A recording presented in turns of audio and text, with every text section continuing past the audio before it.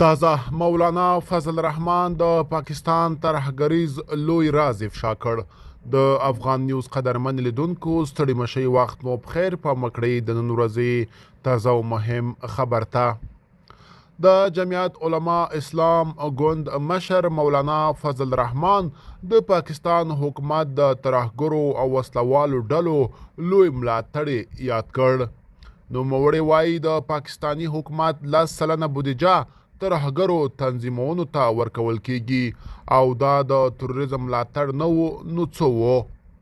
مولانا فضل الرحمن وایي د پاکستان حکومت ته خپله ترهګري نه ښکاري، خو که د لویو څڼو او غټو بریتونو والا وسلوال به د یو غریب کور ته په زور ورغلل او له هغوی به یې ډوډۍ او چای وڅښه، نو دوی به بیا هغه غریب کوروالا نیولی و چې د ترهګرو ملاتړ کوي.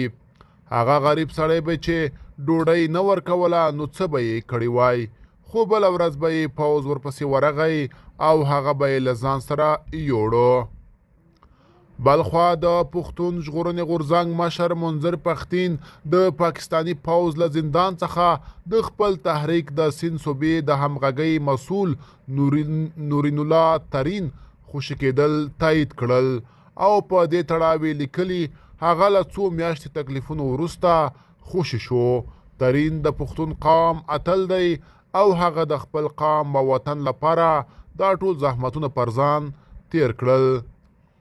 ترین په سین صوبه او ځانګړي ډول کراچۍ کې د پاکستان له لوري په جبر د افغان کډوالو ایستلو خلاف کمپاین مشري کوله او ډیر کله یې د کراچۍ زندانونو کې د بندي افغان کډوالو آزادولو لپاره نستړی کېدونکې هلې ځلې کړي دي.